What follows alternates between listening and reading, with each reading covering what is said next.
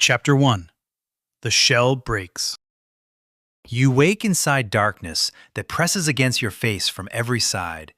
Your first world is a shell, warm and wet, trembling beneath the weight of your own breathing. You push, with a skull too heavy for your body and legs that do not understand the ground yet. The shell gives way, and the world arrives all at once. Heat, flies, damp plants, sour rot, distant thunder, and the sharp smell of blood. You are not king, you are meat with teeth. Your siblings move beside you, blind with hunger, stumbling over each other in the nest. Some are stronger, some are louder, some stop moving before the sun reaches its highest point. You do not understand death yet. You only understand warmth leaving a body. Somewhere beyond the plants, something larger calls. The sound rolls through your bones before you know what bones are for. You are alive because the shell broke. Now the world begins trying to break you. Chapter 2. The First Hunger. Hunger finds you before memory does. It claws from inside your belly and teaches you your first law. Move, bite, swallow, survive. You snap at beetles. You tear at scraps left behind by animals you never saw. Every meal is small. Every failure is enormous. Your legs grow stronger because weakness hurts. Your jaws close faster because slowness leaves you empty. You learn that the forest is full of mouths. Some mouths hide in grass. Some wait in trees. Some circle above you when you limp. You sleep in bursts, never deep, never safe. Even dreams have teeth here. Your siblings disappear one by one. No ceremony, no grief. Just fewer bodies pressing against you when the night gets cold. You do not become cruel. You become accurate. You stop wasting strength on things that do not feed you. You stop crying out when pain answers. By the time your body is larger than the nest that made you, you no longer look back for it. The nest was never home. It was only the first place you survived. Chapter 3. The Shadow of Giants. You enter the age of almost. Almost fast enough. Almost strong enough. Almost feared. Your legs carry you farther now, across river flats where mud sucks at your feet and insects rise in black clouds from rotting plants. You follow scent trails older than your fear. You find bones split open by stronger jaws. You find carcasses guarded by flies, smaller predators, and the threat of whatever killed them. You learn to steal. Not because stealing is easy, but because hunting is harder. The world is ruled by size. Every creature understands this before it understands anything else. Then you see one, an adult. The ground changes under its steps. Bird-like creatures explode from the trees. Small predators lower themselves and vanish. You thought growing larger would end fear. Instead, it gives fear a shape to measure itself against. You are not small anymore. That is the danger. Bigger bodies need bigger meals. Bigger meals fight back. You begin to understand that survival is not a ladder. It is a circle of hunger, risk, wound, rest, hunger again. And still, your body keeps growing. Chapter 4. Teeth and Territory. Your skull becomes a weapon before your mind knows what to do with it. The muscles behind your jaws thicken, and every bite begins to sound like branches breaking. Your teeth are not blades. They are railroad spikes made for crushing. You test them on bone, on hide, on rivals too slow to move away. The world starts giving you distance.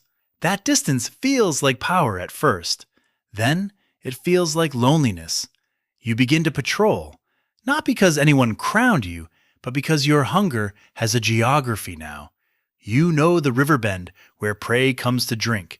You know the hill where wind carries scent from the herds. You know the grove where another predator waits, too bold, too close, too hungry. Soon, knowing is not enough. The first real fight is not glorious. It is noise, mud, impact, panic. Teeth scrape your snout. A foot slips. Pain flashes white through your face. You bite back because retreat teaches others where you end. You hold because territory is not land. It is the promise that you will hurt what enters it. When the rival finally leaves, you do not roar for victory. You stand breathing over churned mud, shaking with the knowledge that power bleeds too. A scar hardens across your snout. From then on, every creature that sees you reads a sentence written by violence. Chapter 5. The First Kill That Matters. The herd smells of dust, dung, heat, and fear. You follow it for hours beneath a white sky that gives no shade. You do not charge because hunger tells you to. You wait because pain has made you smarter. There is always one animal at the edge, too old, too young, too wounded, too slow. You choose it before it knows it has been chosen. That is what hunting becomes, the private decision that another life will end. When you run, the earth throws itself behind you. Your tail balances your hunger. Your feet hammer through dust and roots. The prey turns. A horn catches your shoulder and opens you from hide to heat. For one breath, the world narrows to pain. For the next, your jaws close around the neck. The struggle is shorter than fear, longer than mercy. When the body finally stops, you stand over it with blood on your teeth and your own wound burning down your side. You have won.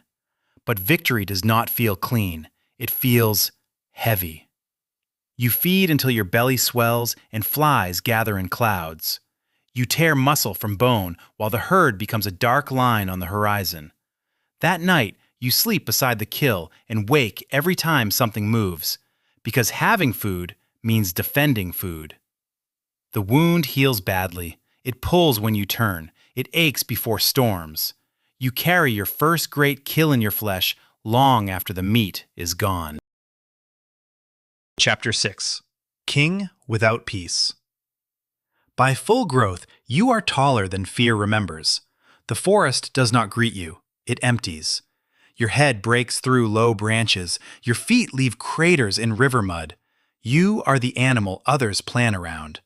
The silence before you is your crown. But a crown does not feed you. It only makes every hunger larger. You need meat in quantities that would have once terrified you. A small kill is no longer enough. A stolen scrap is almost an insult. You patrol from river to grove to open plain, measuring the world by scent and movement. Days vanish into tracking, waiting, lunging, feeding, healing. Sometimes another adult answers your call. The sound carries through fog and makes your chest vibrate with something older than thought. You approach each other carefully. Power recognizes power by the damage it can do.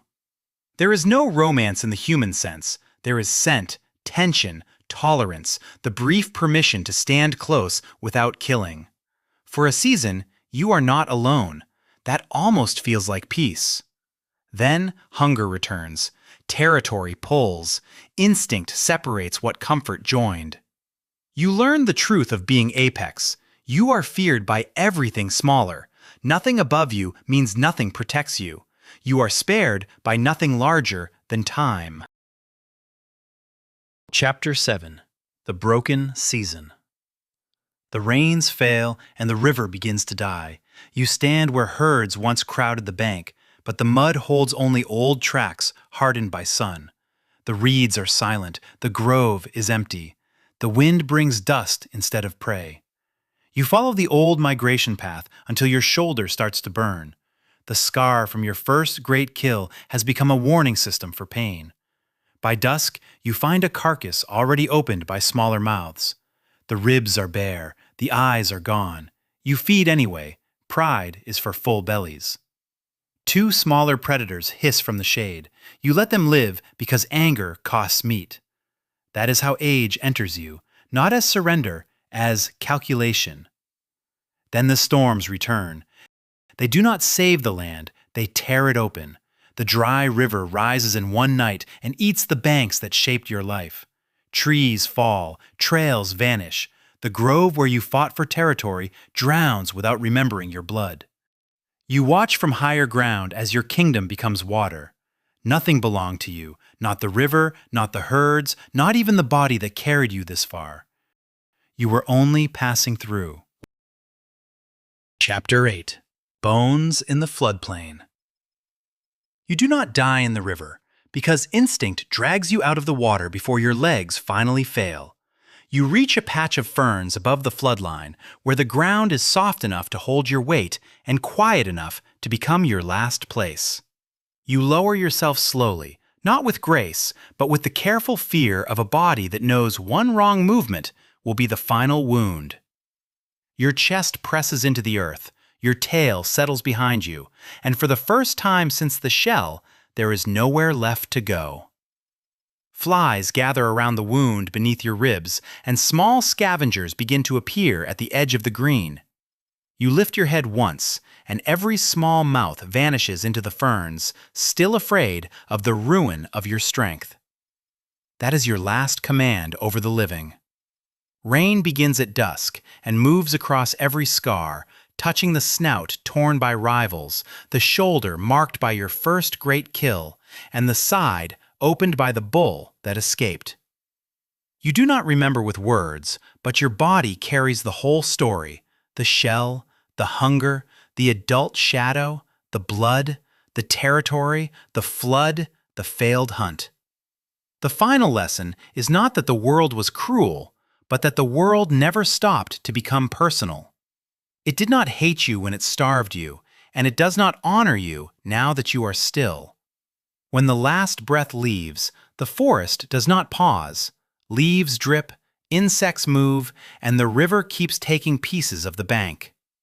The body that made other creatures scatter becomes a shelter, a feast, and finally, a shape the floodplain begins to bury. Days pull flesh from bone, seasons soften the ground beneath you, and the river returns again and again until your skull sinks into silt.